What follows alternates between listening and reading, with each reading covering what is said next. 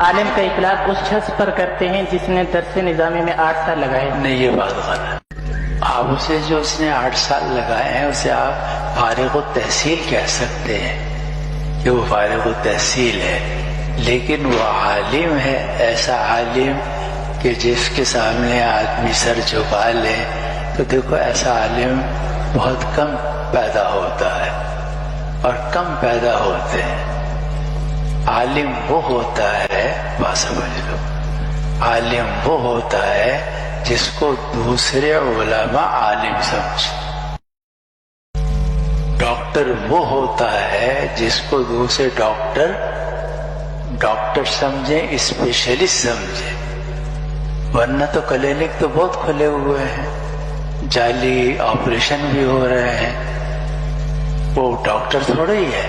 Doctor تو وہ ہوگا کہ ڈاکٹر اس کو ڈاکٹر سمجھتے ہو.